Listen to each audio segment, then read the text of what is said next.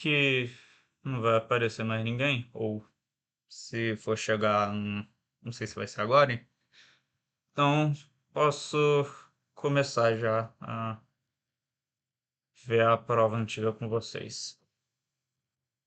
Transmitir a tela.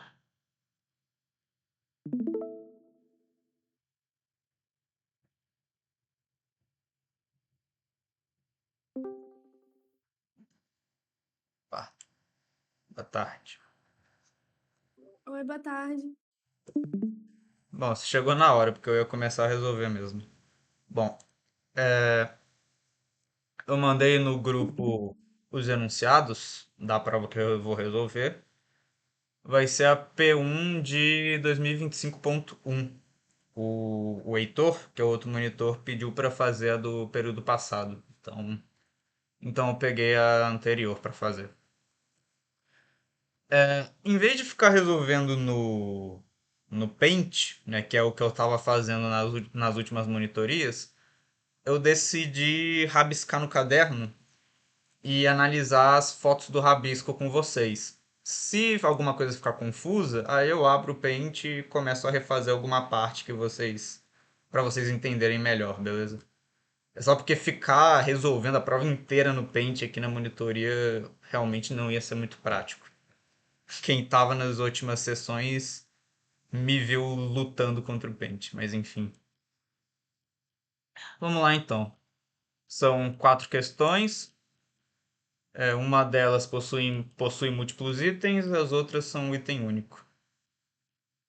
Então vamos começar. Só uma coisa, pergunta que é bom fazer para que eu possa me guiar um pouco melhor nessa resolução. O professor já viu com vocês simetria e também a máxima transferência de potência? Ele já deu essas aulas para vocês ou ainda vai dar antes da prova?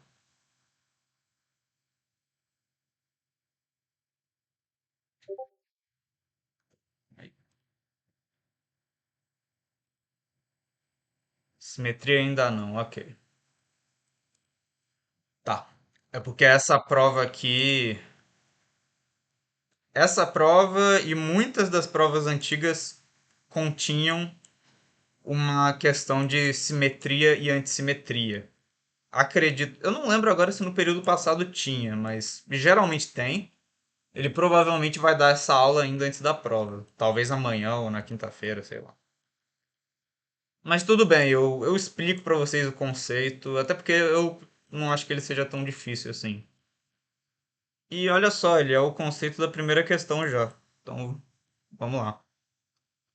Utilizando os conceitos de simetria e de sobreposição em circuitos, obtenha-se as correntes indicadas nos resistores R1 e R2. Então, tem essa corrente nesse resistor, corrente nesse resistor, que é que a gente descubra usando esses dois conceitos, né? Bom, para explicar melhor a simetria, já que vocês não viram, aí eu vou ter que usar o Paint mesmo, mas vai ser bem rápido. Exemplificar aqui.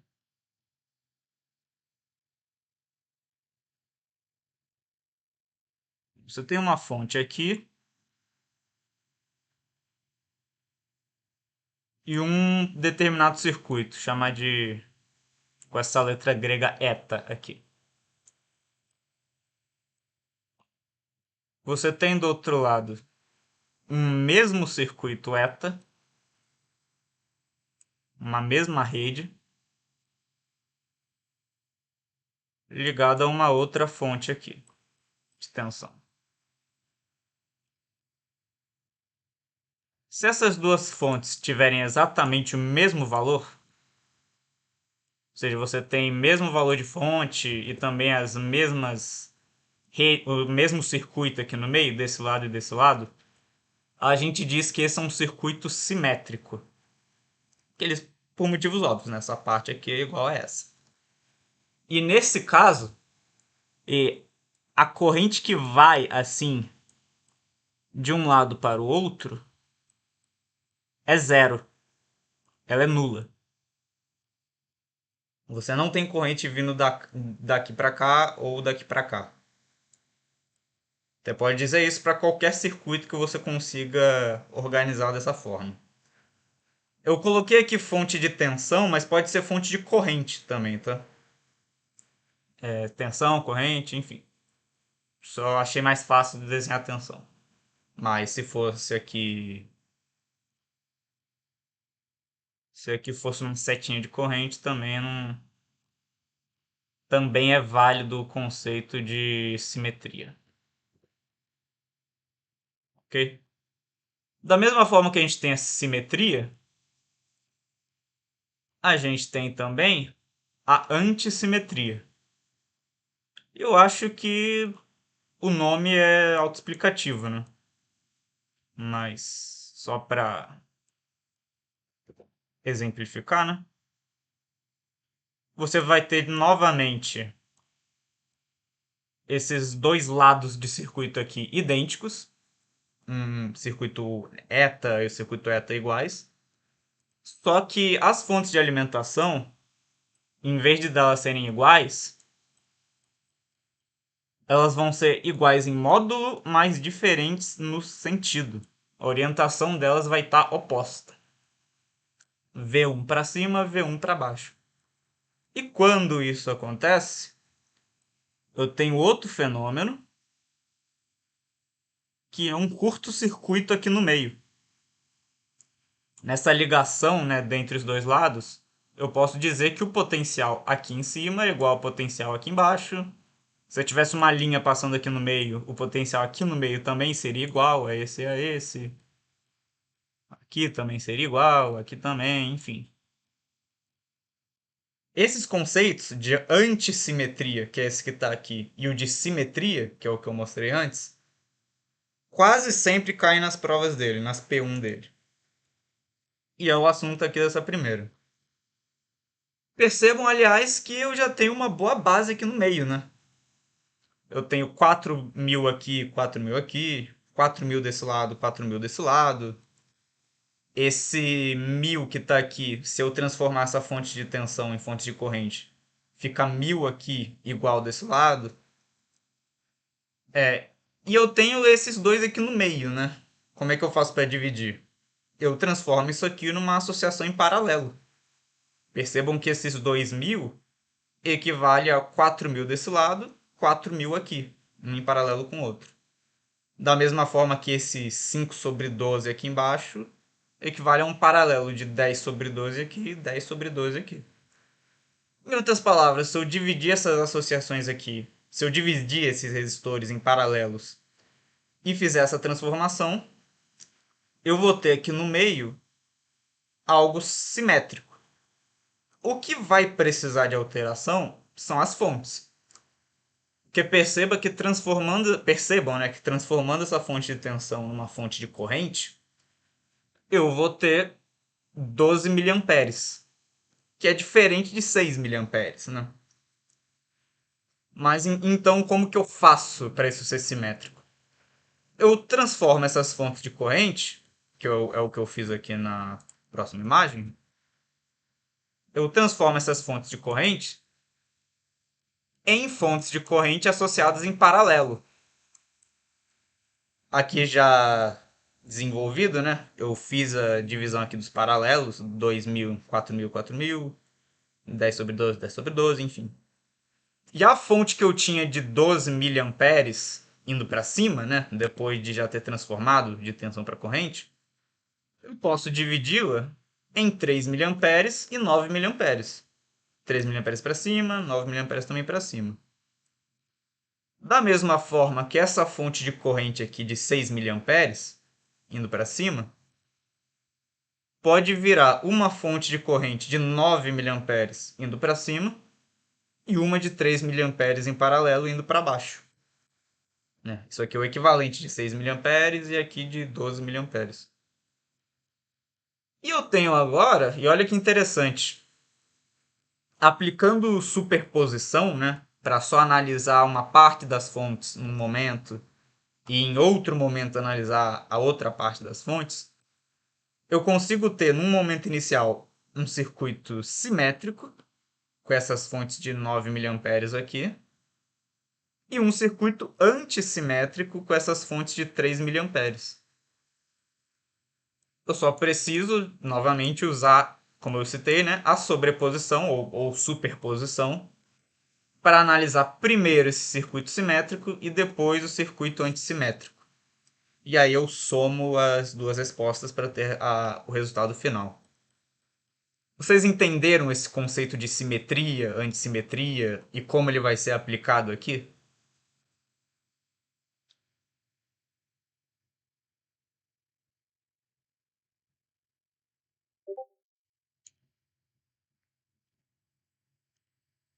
Beleza, então. Se vocês tiverem alguma dúvida, é só mandar mensagem que aí eu paro e explico melhor.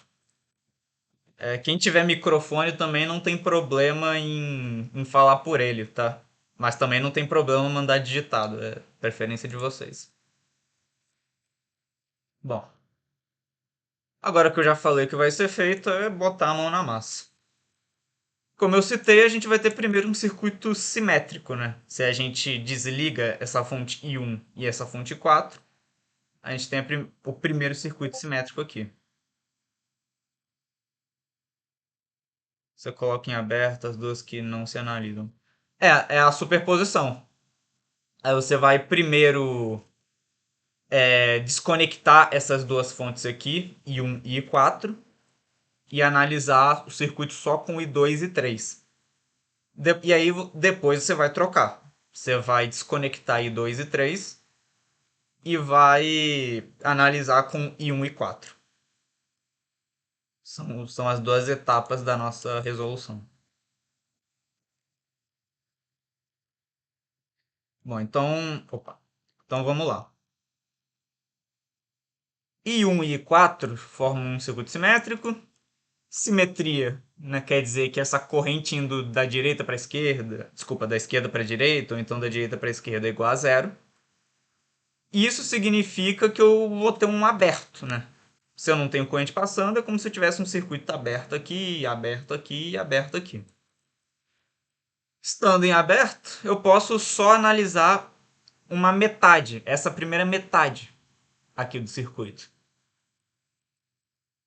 Que é justo o que eu fiz. Cortei o circuito na metade e analiso só a esquerda.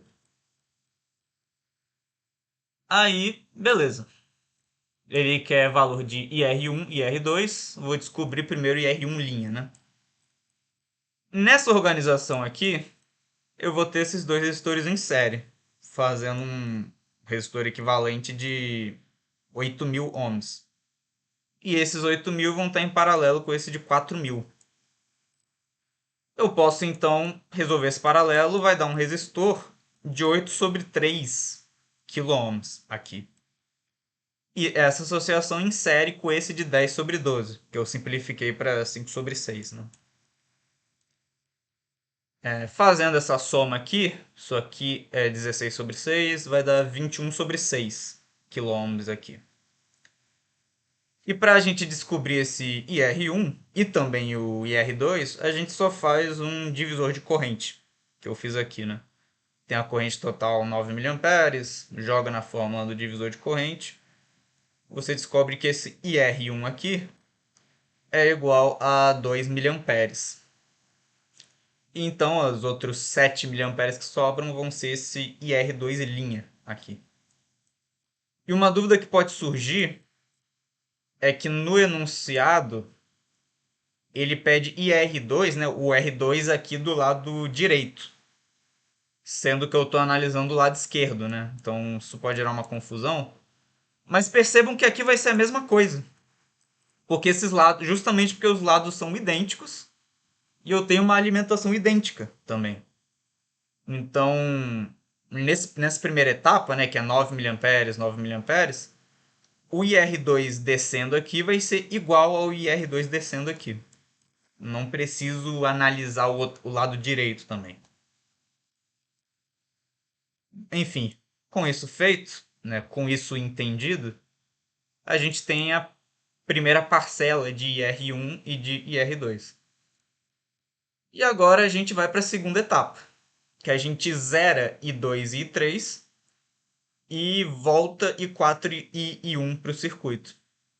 Eu tenho agora um circuito antissimétrico.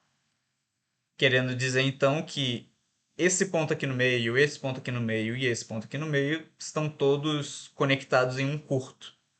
O potencial deles é igual. O circuito equivalente a isso é esse aqui. Só explicando melhor. Como eu tenho um curto daqui para cá, esse resistor de 4.000 ohms é desconsiderado, né? Ele é absorvido pelo curto. E esse de 10/12 também é absorvido pelo curto. Então eu vou ter esse circuito equivalente aqui para o antissimétrico. Percebam agora que eu tenho uma mudança no IR2. Esse IR2 descendo não vai ser igual a esse IR2 descendo, porque a orientação das fontes está trocada, né? Aqui está subindo, aqui está descendo. Nesse caso é só eu colocar um sinal de menos. Porque como a orientação aqui é a única coisa que muda,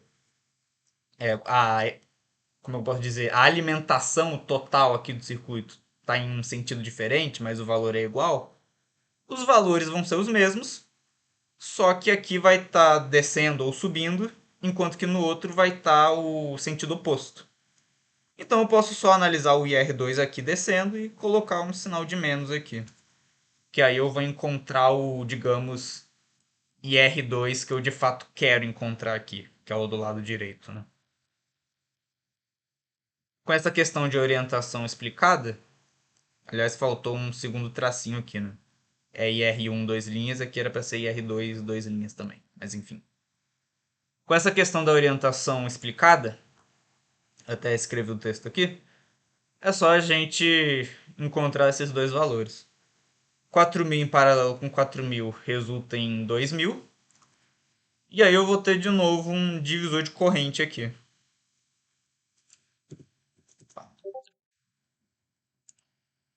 Parte do IR2 negativo. Beleza. Vi aqui no Paint de novo, então.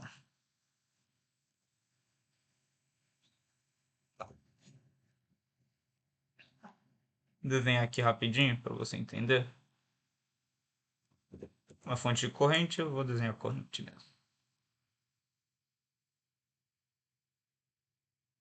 Desenhar um circuito simples aqui, mas a lógica vai ser a mesma do nosso.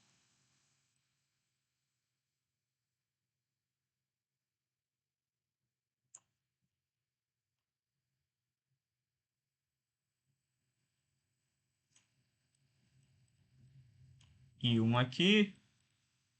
E um aqui também. R1, R1. R2, R2. Eu tenho valores idênticos de resistência nos dois lados e também valores em módulo idênticos para as correntes, né? A diferença é que aqui essa corrente está nesse sentido e aqui a corrente está nesse sentido. Perceba que essa corrente aqui descendo, chamar de IR2, vai ter o mesmo valor em módulo dessa corrente aqui subindo. IR2 linha, por exemplo. São iguais. A diferença é que um está descendo e o outro está subindo. Né? Então, se eu quero saber aqui... Vou voltar aqui. Aqui a lógica é a mesma. Eu tenho o mesmo circuito desse lado e o mesmo circuito desse lado, só que de um lado a corrente está para cima, de um lado a corrente está para baixo. E no enunciado, ele mostra que ele quer saber a corrente que está descendo aqui no lado direito. Eu poderia, se eu quisesse ser mais direto, eu poderia escrever IR2 duas linhas aqui subindo e falar que isso ia ser igual ao IR2 duas linhas descendo aqui desse lado. Mas isso é equivalente a colocar aqui para baixo também e só que meter um sinal de menos aqui. Tá? Porque no fim, se esses valores são todos iguais, mas a alimentação está com o sentido trocado, a única coisa que muda é o sentido da corrente aqui mesmo. Os valores são idênticos. Ficou mais claro agora?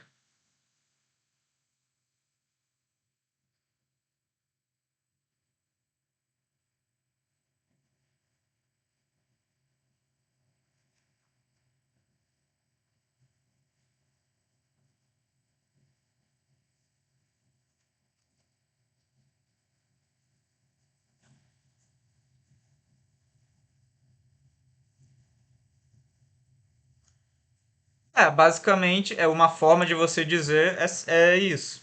Como eu estou analisando o lado esquerdo, eu poderia dizer que o IR2 duas linhas que eu quero achar é o que está subindo aqui, né? Eu coloquei para baixo só para ficar condizente com esse para baixo aqui do lado direito. E aí eu tive que adicionar esse sinal de menos. Mas se você quisesse ser mais direto, podia só colocar uma seta para cima e colocar um maisinho aqui em vez do menos. Bom, seguindo então, como eu disse, a gente vai agora fazer o divisor de corrente, né? Sabendo que isso aqui vai dar 2 kΩ, essa associação aqui. O IR1, duas linhas, que passa por aquele de 2 kΩ, vai dar então 1 mA. E o menos IR2, duas linhas, vai dar então 2 miliamperes. Sendo, isso quer dizer então que o IR2, duas linhas, que eu quero encontrar, vai ser menos 2 miliamperes. Por fim, para a gente achar a resposta certa, a resposta final, né? Como esse é um caso de superposição, a gente vai só somar as duas respostas. O IR1, uma linha que a gente achou no caso simétrico, com o IR1, duas linhas que a gente achou no antissimétrico. Isso vai dar 3 miliamperes. E o IR2, somar o simétrico com o antissimétrico, vai dar 5 miliamperes. Já que aqui era 7 e aqui é menos 2. E é isso. Essa foi a primeira questão. Alguma dúvida nesse processo todo?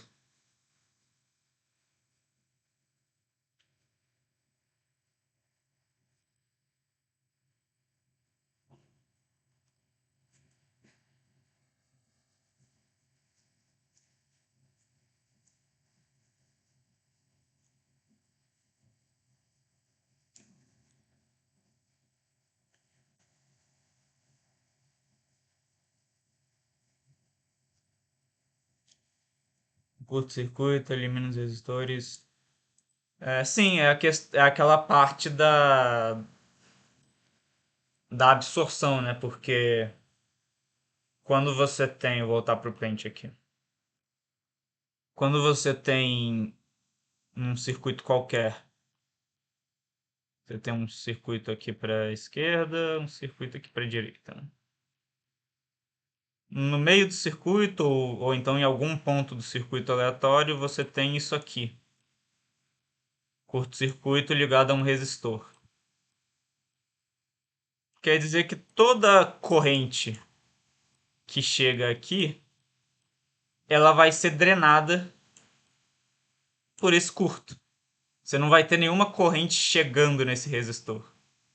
A mesma coisa quando ela vem daqui, né? Essa corrente vem toda drenada para o curto. Como você não tem nada passando por esse resistor, você pode só absorver. Considerar que é só um curto que você tem aqui. Beleza?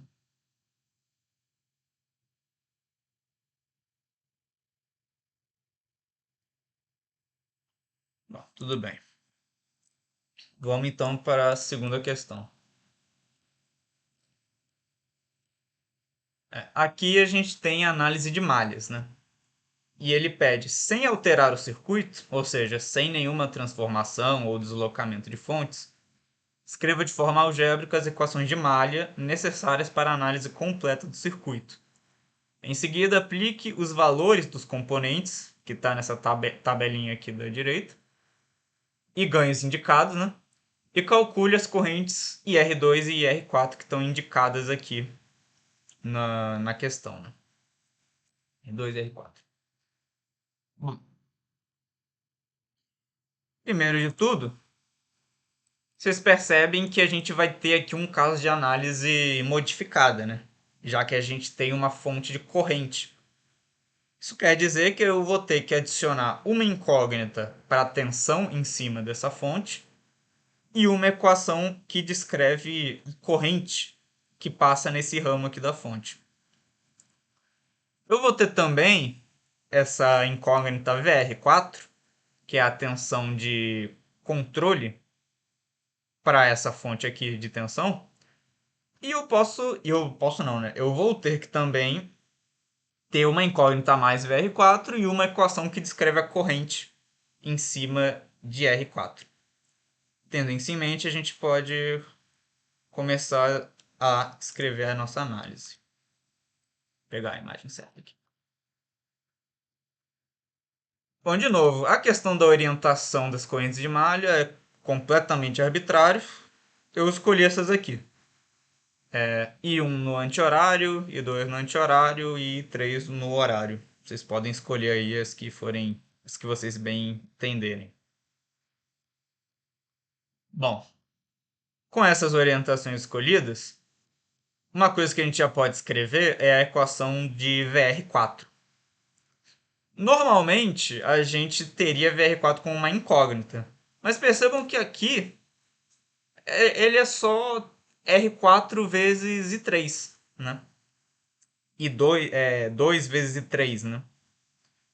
Então eu posso só substituir isso aqui direto nas equações de malha.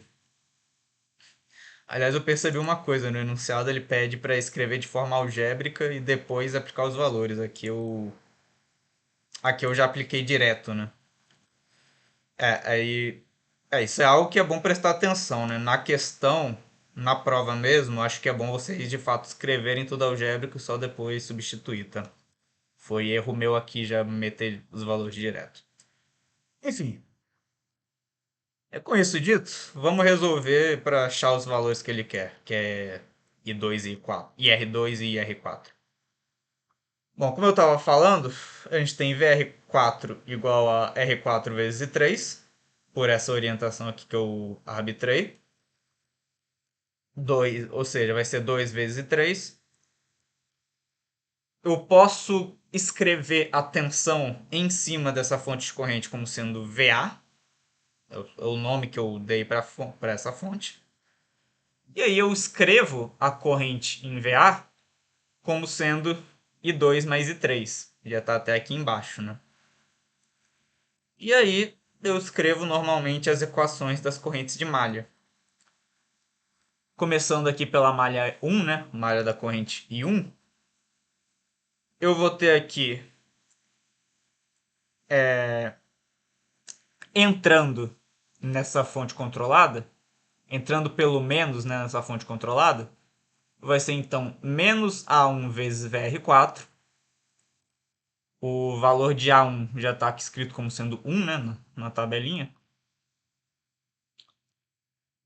Isso aí vai ser então 1 vezes VR4, que é 2 vezes I3. Então, com o menos, já que está entrando pelo menos, menos 2 vezes I3. Em seguida, eu vou ter I1 vezes R1, que é I1 vezes 2, né? R1 igual a 2. Vai estar entrando pelo mais do 10 volts, então eu vou somar com 10 aqui. E por fim, ele vai passar por esse R2, que também vale 2 pela tabelinha, né? Então eu vou ter 2 vezes I1 menos I2, já que o I2 está indo no sentido contrário aqui na outra malha. Isso igual a zero.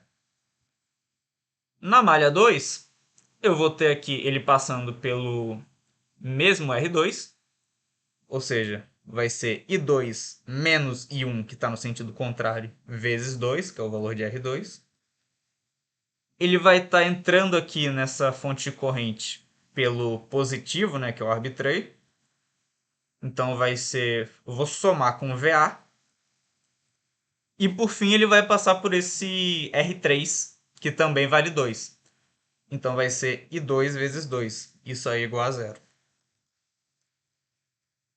E a última malha, que é a malha da corrente de malha I3. ela vai entrar pelo VA, pelo sinal de mais, então eu vou colocar mais VA. Depois vai entrar no VR4, né? Que vai ser R4, que é 2 vezes I3.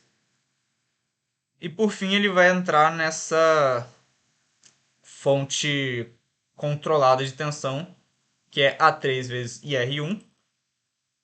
Aqui já está descrito que A3 é igual a 1. Então isso aqui vai ser 1 vezes I1, 1 vezes IR1, né? Sendo que o IR1, que está descrito aqui, ele vai ser igual à minha corrente de malha I1, que eu até escrevi aqui, né? E outra descrição que é importante é a de IR2, que é essa corrente de controle dessa fonte aqui. Percebam que o IR2, que é a corrente que está passando por esse R2, ela passa, ela é definida como descendo, né? Indo de cima para baixo. Então, nessa orientação aqui que eu arbitrei, o IR2 vai ser igual a I2 menos I1. Só definindo isso de uma vez, né? Porque aí eu já posso substituir isso aqui direto quando aparece IR1 e quando aparece IR2, né? Aqui, por exemplo, A3 vezes IR1 vai ser igual a 1 vezes I1, ou só I1, né? Isso aí é igual a zero.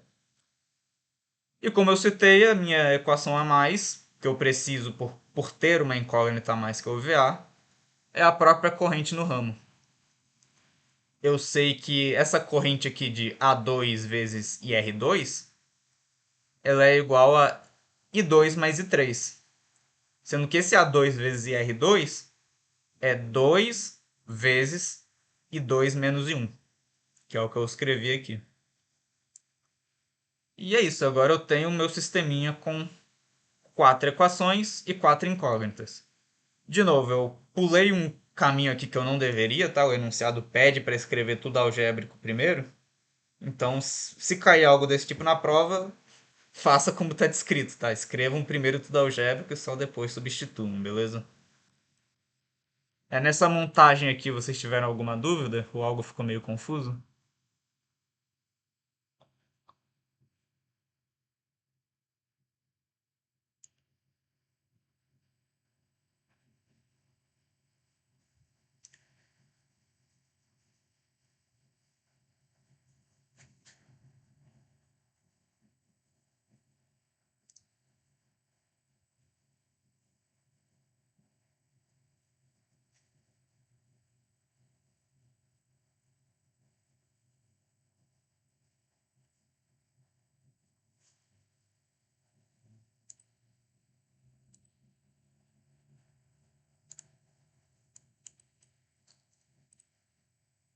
Só esperando o Carlos mandar a dúvida dele.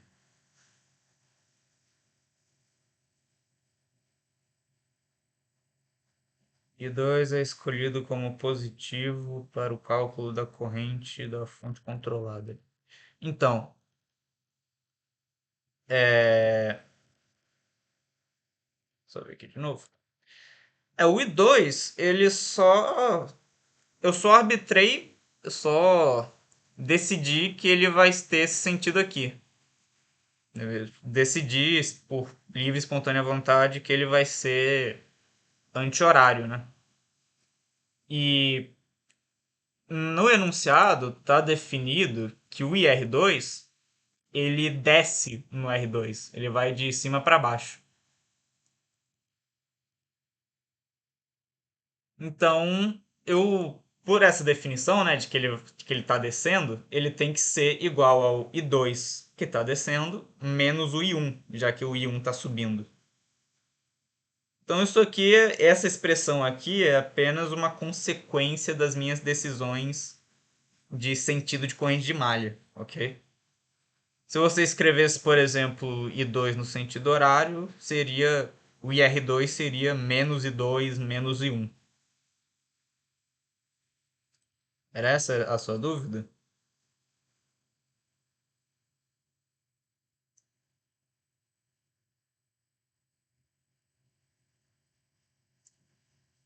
Beleza. Problemas com o mouse, beleza. Tá. Com esse sisteminha, agora basta a gente ir resolvendo as equações, né? Bom, puxando aqui essa equação 4, eu posso isolar o I2 e ter essa expressão aqui. Substituindo esse I2 na expressão da corrente de malha 1, eu consigo desenvolver. Eu vou ter aqui uma expressão só com o I3 e com o I1. Convenientemente, o I1 aqui vai tudo se cancelar. E aí eu vou descobrir direto o valor de I3, que vai dar 2,5 amperes. Com esse valor em mente, eu posso substituir na equação de malha 3. E dessa forma, eu obtenho uma expressão que relaciona diretamente VA com a minha corrente de malha I1. Bom, eu posso também escrever, como eu já tenho aqui na equação 4, eu posso substituir o I3 diretamente aqui e obtenho também o I2 em função de I1. Substituindo tudo isso na equação de malha 2, que tem tanto VA como meu I2, eu consigo achar o valor de I1, que vai ser menos 1 ampere. Tendo esse valor de menos 1 ampere, eu substituo direto nessa equação aqui, e eu tenho o meu valor I2, que vai ser meio ampere, positivo. Aqui e nisso aqui eu obtenho também as correntes que o enunciado pede. O IR2, como já está definido aqui em cima, é I2 menos I1. Como eu já tenho I1 e tenho I2, faço um menos o outro, dá 1,5 ampere. E o meu IR4, percebam, pelo enunciado, ele não está definido diretamente, né? Mas como a gente tem mais desse lado e menos daqui, a gente já supõe que ele está indo da esquerda para a direita. Nesse caso, então, o IR4, indo da esquerda para a direita, ele vai ser igual ao meu I3, que está passando aqui também da esquerda para a direita. O I3 já foi descoberto aqui em cima, né? Então o meu IR4 vai ser o 2,5 ampere que eu já tinha descoberto. E é isso que ele perguntava, IR2 e IR4. Tudo bem aqui? Alguma dúvida nessa resolução da questão 2?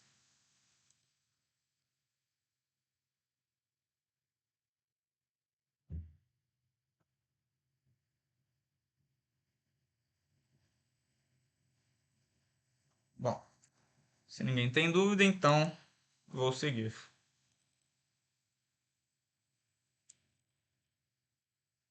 Agora a questão 3, acredito eu que ela seja a mais trabalhosa.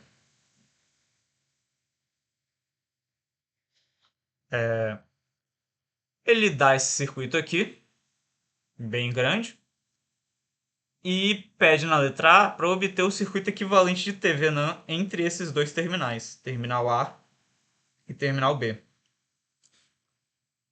Pergunta bem direta, mas circuito um pouquinho complicado. Uma coisa que facilita muito é você. Como eu posso explicar, né? É você ter uma certa malícia, né? Você perceber algumas coisas que podem, não só podem, como vão ajudar bastante. Por exemplo, percebam aqui no circuito que eu tenho uma fonte controlada com a tensão de controle Vx, que é definida como sendo a tensão aqui em cima da fonte 2. E eu tenho aqui também uma outra variável, que é o Ix. É a variável de controle agora dessa fonte de tensão controlada aqui. Seria bastante útil se eu pudesse reduzir esse número de incógnitas, né, de 2 para 1. E nesse caso, eu posso fazer isso. Eu posso de uma forma sagaz, né? Porque percebam que esse mais menos Vx é mais aqui em cima, menos aqui, né? Eu tenho mais, menos passando por esses três componentes aqui. Vx daqui para cá. Eu posso então escrever, e como eu tenho A e B em aberto, essa corrente X é a mesma corrente que passa por esse resistor de 10 ohms aqui. E X aqui, X aqui, X aqui. Em outras palavras, o meu Vx, pulei uma aqui, vai ser nada mais do que Ix vezes 10 mais Ix vezes 3 menos, né, porque aqui eu estou entrando no menos, 8 vezes Ix. É a expressão que eu tenho para Vx em função de Ix. Fazendo essa soma toda, eu descubro que Vx é igual a 5x. Então, como eu tenho essa fonte controlada aqui como sendo 0,1 vezes Vx, eu posso reescrever essa fonte como sendo 0,5x. O X ele vai ser a corrente no resistor de 10. Vou pegar no anunciado aqui. Porque eu tô primeiro descobrindo a tensão de Thevenin, tá? Eu acabei pulando esse detalhe, né? Na tensão de Thevenin, eu analiso justamente A e B como estando em aberto, né? Estando aqui em aberto, eu tenho que a corrente que passa por esses 3 ohms é a mesma que vem desses 10 ohms, né? A corrente passa por aqui, entra direto aqui, já que eu não tenho nada conectado. Tudo bem? Beleza. Então, né, agora que eu estou calculando VTH, né, e eu tenho isso aqui em aberto, eu consigo achar essa relação entre Vx e Ix.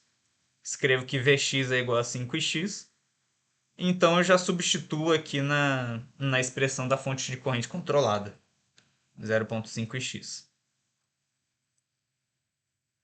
Bom, e aí eu fico com esse circuito aqui, que deu uma pequena confusão na ordem das fotos, mas enfim. Fazendo as associações em paralelo, né?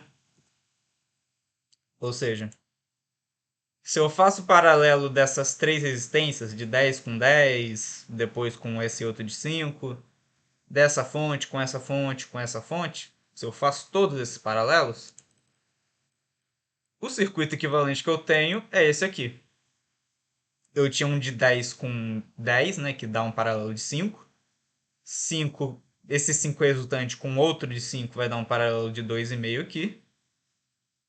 E as fontes, né, eu tinha uma de 4 para cima, uma de 2 para cima, vai dar 6 amperes para cima. Somado com essa controlada aqui, vai dar 6 amperes somado com 0,5x, essa fonte controlada aqui. Eu posso agora transformar isso aqui para uma fonte de tensão. Fonte de tensão ainda controlada, né? Multiplico essa expressão por esse 2,5. Vou ter agora 1,25x mais 15. E esses dois resistores em série aqui. Pela lei das malhas, né? Ou seja, pela lei de Kirchhoff das malhas, eu consigo escrever essa expressão aqui. 1,25x mais 15, somado com esse 8x aqui, vai ser igual a essa tensão daqui para cá, que é Ix vezes 2,5 mais Ix vezes 10 mais Ix vezes 3. E aí, resolvendo essa equação toda, eu tenho Ix igual a 2,4. É realmente só você equacionar aqui a lei de Kirchhoff das malhas para essa malha e resolver, já que você só tem esse Ix como única incógnita. Vai dar então esse 2,4 A. Sabendo agora que essa corrente aqui é 2,4, eu descubro a tensão aqui nesse resistor. vai ser 7.2 daqui para cá. E descubro também a tensão nessa fonte controlada. 2.4 vezes 8. 2.4.8 vai ser 19.2. Daqui para cá vai ser menos 19.2, né, de cima para baixo. Esse menos 19.2 somado com esse 7.2 vai dar menos 12 volts, como sendo a minha tensão de TVNAN. Ou seja, eu posso escrever como sendo menos 12 de A para B, ou então 12 de B para A, tá? É equivalente. Bom, agora que eu tenho esse VTH, eu posso calcular o RTH. Tem aqueles vários métodos, né, como a corrente de curto-circuito. A princípio eu decidi fazer pela fonte ideal, né, achar a relação entre VT e IT. Mais uma vez, eu posso fazer aquelas reduções todas, né? Eu tô pulando duas porque acabou vindo um pouco fora de ordem, tá? As fotos que eu importei. Mas enfim, fazendo aqui aquelas associações, né? Lembrando que quando eu faço esse método da fonte ideal aqui entre A e B, eu tenho que zerar as fontes independentes, tá? Então aquelas fontes de 2 amperes e 4 amperes eu zerei, viraram circuitos abertos. E agora, novamente, eu faço esses paralelos todos. 10 com 10 vai dar 5, 5 com 5 vai dar 2,5. Essa fonte aqui controlada não vai ter nenhum paralelo para ser feito. Então o meu circuito vai ficar assim. E aqui, olha só, isso aqui vai ter uma outra sacada interessante. Percebam que Vx vai ser a tensão sobre essa fonte controlada, que é uma fonte corrente, né? Em outras palavras, o que esse componente está fazendo é pegar a tensão que está sendo aplicada sobre ele e colocar uma corrente indo no sentido contrário, né? Indo do menos para o mais. Ele está funcionando como se fosse um resistor negativo. Percebam que se eu tivesse aqui um resistor de 10 ohms, eu teria uma corrente descendo, né? De 0,1 Vx descendo. Mas aqui eu tenho justo o contrário. É uma corrente de 0,1 Vx subindo. Então é um resistor de 10 ohms, mas como o sentido está oposto, é como se fosse um resistor negativo. E aqui vale lembrar, resistor negativo é um conceito abstrato e totalmente teórico, tá? Ele só é possível mesmo justamente por conta dessas fontes controladas. Só que uma vez que a gente percebe que uma fonte controlada é equivalente a um resistor negativo, tem esse funcionamento de resistor negativo, eu posso escrever aqui isso como sendo menos 10 ohms, que para efeito de cálculo, né, para efeito de análise, não faz nenhuma diferença. Ele inclusive vai facilitar os meus cálculos. Tudo bem? Bom, substituindo então isso aqui por menos 10 ohms, eu posso fazer esse paralelo com esse de 2.5. Esse paralelo aqui, né, faço menos 10, faço aquele produto sobre soma, vai dar menos 25 sobre menos 7.5. Eu vou ter um resistor paralelo, um equivalente paralelo de 10 sobre 3 ohms. E eu já substituí direto aqui. Eu tenho agora esse outro circuito aqui equivalente. E mais uma vez, eu tenho uma fonte controlada que funciona como um resistor negativo. Parece que ele gera energia. Uma forma de você interpretar. É uma forma que você pode interpretar sim. Já que a corrente nesse ramo, né? Ela está indo do menos. Você tem o menos aqui e o mais aqui. Essa corrente está indo do menos para o mais. Então, considerando, né, que eu tenho mais menos Vx aqui. Uma forma de interpretar é justamente como tendo, né, o comportamento de um resistor, só que gerando energia em vez de proporcionando. Essa análise não está errada, não. Bom, como eu estava citando, eu vou ter uma lógica parecida para essa fonte de tensão controlada aqui. Porque perceba que eu vou ter uma tensão aqui sendo gerada em função dessa corrente que passa pelo componente, só que em vez dessa corrente estar entrando pelo mais e saindo pelo menos, ela está entrando pelo menos, saindo pelo mais. Então aqui é como se eu tivesse um resistor de menos 8 ohms. Tá? Mais uma vez eu posso substituir aqui, que isso vai simplificar os meus cálculos. Tendo então menos 8 em série com 3, eu tenho aqui um equivalente série de menos 5. E aliás, já reduzindo essa série aqui também, né, de 10 com 10 sobre 3, eu tenho 40 sobre 3 aqui. Agora, a razão entre VT e IT vai ser simplesmente esse paralelo aqui desses dois resistores. Faço 40 sobre 3 com menos 5 e descubro uma resistência de Thevenin de menos 8 ohms. Ou seja, o meu equivalente de Thevenin vai ser menos 12 ohms com menos, desculpa, vai ser menos 12 volts com menos 8 ohms, tá? Isso aqui gerou muita dúvida na época que essa prova foi aplicada, né? Porque, poxa, a resistência de Thevenin dando menos 8, mas isso não está errado, tá? Isso não está necessariamente errado. Porque essa presença de fontes controladas, elas bagunçam bastante a questão energética do circuito. Então, uma resistência negativa de Thevenin é algo totalmente possível e, de fato, é a resposta aqui. E essa tensão de menos 12, de novo, você pode escrever como sendo 12 volts e só trocar o mais aqui embaixo, menos aqui em cima. Não faz diferença, tá? Eu que preferi escrever dessa forma e colocar um menos aqui. Alguma dúvida nessa letra A?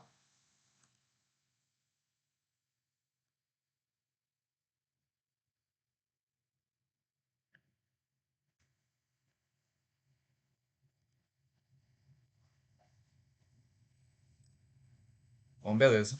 Se vocês entenderam, então vamos seguir para a letra B. Eu vou mandar essas resoluções tudo para vocês também, tá? Não se preocupem não. Quando acabar essa call, eu vou mandar lá no grupo. Na letra B, e aí é até curioso. Nas letras B e C, o Júlio ficou criativo, né? Porque essas B e C não são bem parte de circuitos, é mais algo matemático, né?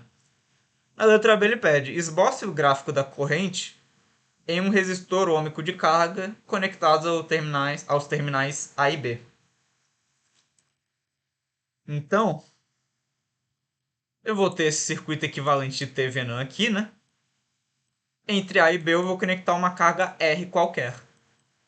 E aí ele pede para escrever a expressão de I, né, que é a corrente que passa por esse resistor R, e quer que eu esboce o gráfico disso. Aqui vai ser puramente lei de Ohm, né? Eu vou ter que I vai ser menos 12 volts dividido pela resistência equivalente, que vai ser R menos 8, né? Essa é a expressão da corrente na carga. Com relação ao gráfico, essa função vocês provavelmente viram no ensino médio, que é a chamada função recíproca. Posso até pegar aqui no Paint para mostrar. Caso vocês não se lembrem,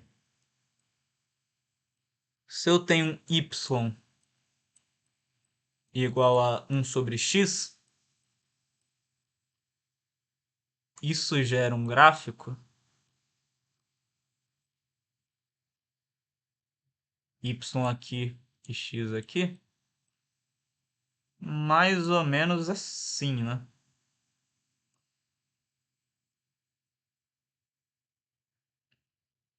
Sendo que esse gráfico nunca encosta o eixo y, nunca encosta no eixo y e nunca encosta no eixo x. Aqui eu vou ter uma forma um pouco, como eu posso dizer, modificada, um pouco alterada, né? Porque eu tenho essa função aqui multiplicada por -12 e esse x vai estar deslocado em -8. X, que é que eu chamei de r, né? Esse -12, ele não altera. Como é só um esboço, ele não vai alterar tanto o formato, né? Ele vai alterar o quão rápido isso aqui decresce ou cresce, tá? Mas o formato, a princípio, não vai ser modificado só multiplicando por -12. Por outro lado, se eu tenho esse deslocamento de -8, eu tenho que esse gráfico vai ser deslocado em 8 unidades para a direita. E então, o meu gráfico final vai ser isso aqui. Ah, verdade. Como ele está multiplicado pelo menos, eu vou ter esse gráfico espelhado. É o detalhe que eu tinha esquecido, né, de comentar. Se eu só multiplico isso aqui por 12, ele só muda o quão rápido ele cresce ou decresce. Mas como eu estou multiplicando pelo menos também, aí isso aqui que estava assim vai ser espelhado para cá, tá? Mas é isso. Eu vou ter o gráfico da recíproca. Esse -8 aqui vai deslocar ele para a direita. E multiplicar por esse menos aqui vai espelhar o gráfico assim. Vai ficar assim, assim, em vez de assim, assim. E na letra C, que está diretamente relacionada com a letra B, ele pergunta se algum resistor ôhmico, se qualquer resistor ôhmico pode ser conectado sem prejudicar as fontes independentes. E aqui acho que dá para ver que não é verdade, né? Porque se eu coloco um resistor R igual a 8 ohms, eu vou ter zero nesse denominador. E isso vai explodir a corrente por infinito ou então por menos infinito, né? Isso obviamente vai gerar problema com a energia sendo gerada pelas fontes. Então, quer dizer, em outras palavras, né? Você pode responder só dizendo que o resistor R igual a 8 vai dar problema. Mas, a princípio, qualquer outro resistor de resistência seria aceitável aqui. Tudo bem? Essa questão matemática tá é compreensível para vocês?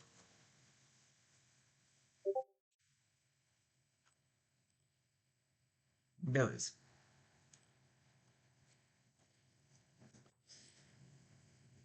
Bom, foi bom ter lembrado desse menos aqui, né? De novo, se você só multiplica por um valor positivo, então o esboço não muda, né? Já que só muda o quão rápido ele cresce ou decresce. Mas se tiver um menos, você tem que espelhar, tá? Detalhe aí. Bom, por fim, questão 4, a gente tem que determinar os valores dos resistores R1 e RL nesse circuito aqui para que a resistência equivalente entre A e B, que são esses terminais em aberto, seja de 25 ohms e também para que a potência sendo transferida para essa carga RL aqui seja máxima quando a gente tiver essa fonte I1 ligada.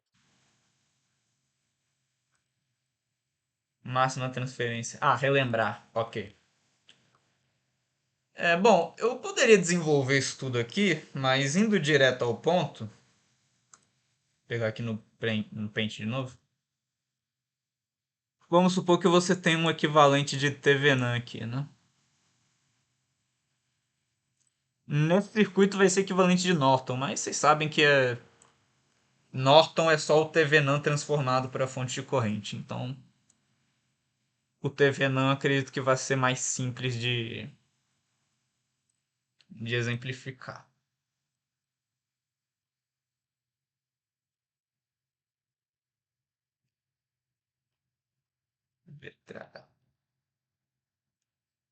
A máxima transferência O próprio nome já diz, né? É quando a potência sendo consumida por essa carga RL é o máximo possível, né?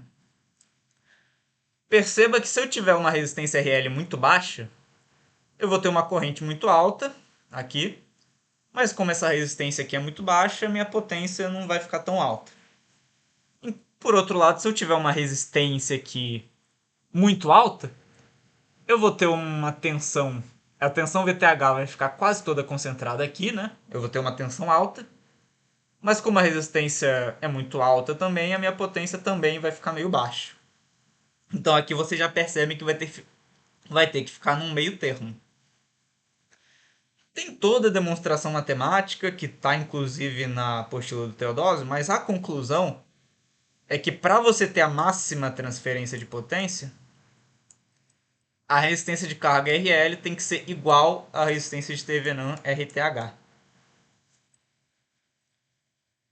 Quando você tem essa situação, você pode afirmar que a potência que foi passada para esse RL é a máxima possível. Aliás, a potência que de fato é recebida por RL, ele não pede na questão, né? Mas já fica a dica aí para vocês. Ela é igual a VTH ao quadrado sobre 2RTH ou 2RL, né? É a máxima potência que você consegue transferir para uma carga, e essa máxima transferência acontece quando RL é igual a RTH. Beleza? E, bom, esse é o conceito base. Ele é direto ao ponto, né? Se ele pedir para provar isso na prova, talvez dê alguma coisa mais de trabalho, mas se você seguir esse circuito de TV na base, também não é algo tão difícil assim, acredito eu.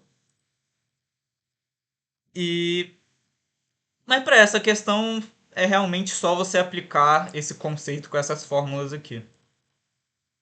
Ele tem duas condições, né? Ele quer que essa resistência total que é vista entre A e B, incluindo o RL, seja 25, e quer que haja a máxima transferência. Como a gente acabou de ver, e de novo, né? Esse TV não é igual ao Norton. Se a gente transformar para fonte de corrente, isso aqui fica Norton, né? Então, se eu tiver aqui um R de Norton e o mesmo RL aqui conectado, a lógica é a mesma. A máxima transferência vai acontecer quando RL for igual a... Nossa senhora.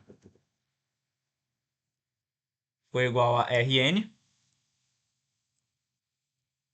E nessa questão aqui, o que isso quer dizer é que a máxima transferência vai acontecer quando RL foi igual a essa associação toda aqui. Perceba que essa associação está em paralelo com RL. Então eu posso igualar isso a isso aqui, que vai ser então a situação de máxima transferência de potência. E como eu quero que esse total, né, incluindo o RL em paralelo, seja 25, eu já consigo então concluir que RL tem que ser 50 e essa associação inteira aqui também tem que ser 50, já que esse paralelo daria o total de 25, daria o equivalente de 25. Ou seja, já tem o valor de RL, que vai ser 50. Cadê? Aqui. Já até escrevi aqui, né? RL igual a RN, para ter a máxima transferência. RN eu chamei essa associação inteira aqui. E RL igual a 50, igual a RN, né? Eu desconectei, eu desconsiderei, né? Eu zerei essa fonte de corrente a princípio porque ele pede a resistência equivalente entre A e B, né? Então essa fonte aqui não vai influenciar nessa parte de achar resistência. Você pode zerá-la. Tendo então agora isso tudo aqui como sendo igual a 50, eu posso manipular essas associações todas aqui. Percebam, vocês podem até tentar achar um paralelo ou uma série aqui, vocês vão perceber que não tem nenhum paralelo ou série. Então a gente vai ter que apelar para a transformação delta estrela, né? Percebam que aqui eu tenho um delta, aqui eu tenho outro delta, posso transformar em estrela. Fazendo essa transformação, aqui pelo enunciado, era 30, 30, 30, 60, 60, 60. R1 é o que eu quero descobrir, né? Esses delta estrela todo aqui, 30, 30, 30, vai dar 10, 10 e 10 aqui. 60, 60, 60 vai dar 20, 20, 20. É só você substituir naquela fórmula do delta estrela. Essa associação toda tem que dar 50 ohms entre esses dois terminais. E aqui a gente consegue, digamos, deixar as coisas um pouco mais claras, né? Se aqui é tudo 50 e eu já tenho aqui 20, 10 e algo aqui que está em série com esse 20 e 10, eu já sei então que esse algo aqui no meio tem que dar 20, né? Porque 20 em série com 20 em série com 10 é o que vai dar o meu 50 aqui que eu quero. Ou seja, isso aqui no meio tem que ser 20. Dando um zoom aqui nessa parte do meio, eu tenho isso aqui, né? Esse R1, percebam que ele está em série com esse 10 e com esse 20. E aqui eu vou ter 10 em série com 20 aqui também. Isso tudo sendo igual a 20. Isso aqui é um paralelo, né? 10 com 20 eu vou ter um 30 aqui em paralelo, com 10 mais 20, 30 mais R1. Paralelo de 30 com 30 mais R1, e isso tem que ser igual a 20. E aí é só você equacionar, né? Colocar naquele multiplicação sobre soma. 900 mais 30R1 sobre 60 mais R1, isso aí é igual a 20. Resolve essa equação e descobre R1 igual a 30. E é isso. Você tem o valor de R1, que é 30, e um valor de RL, que é 50. Esses dois valores satisfazem as condições do enunciado. Tudo bem? Vocês entenderam?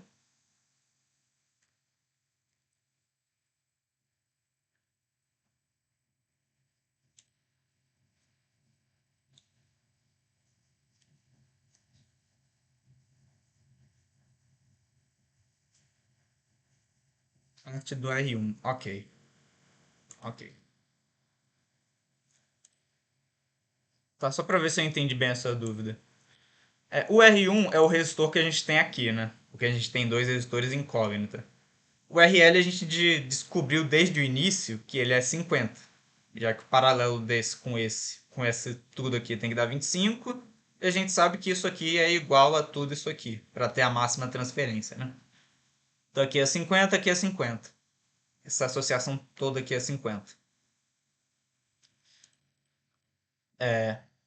Sabendo que isso tudo aqui é 50, a gente pode analisar, a gente pode ir reduzindo essa associação toda aqui que está em paralelo com RL, até a gente ter uma expressão para R1, sabendo que essa associação toda tem que dar um total de 50.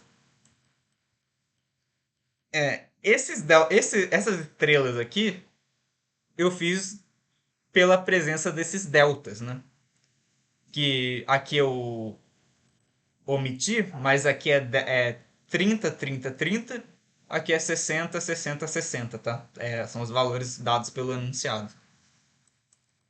Esse 10, 10, 10 aqui é só o valor que você tem jogando na fórmula, né, do delta estrela. Assim como esse 20, 20, 20 é você pegando esses 60, 60, 60 jogando no delta estrela, para ter esse equivalente aqui.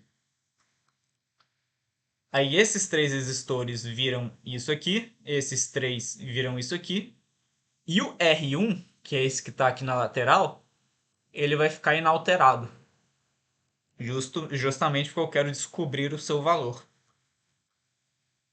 É. E Essa passagem, né? Eu acho que o que deu, acho que o que gerou a sua dúvida foi essa passagem aqui, né?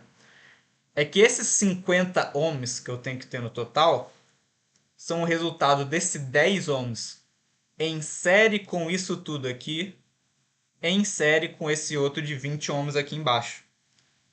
Perceba que se eu substituir isso tudo aqui no meio por um resistor só, eu vou ter 20 em série com esse resistor e em série com 10. E isso tem que dar 50. Como 20 com 10 já dá 30, é só eu igualar isso tudo aqui no meio a 20. Isso aqui que eu escrevi é só isso tudo aqui no meio, digamos, focado, né? Focalizado nisso aqui do meio. Aí o R1 tá aqui, o 10 tá aqui, o 20 tá aqui.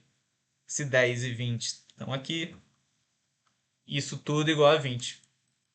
E aí eu só percebi que isso tudo aqui tem, que isso aqui tem paralelo com isso aqui, equacionei e descobri o valor da R1. Entendeu? Era essa a sua dúvida?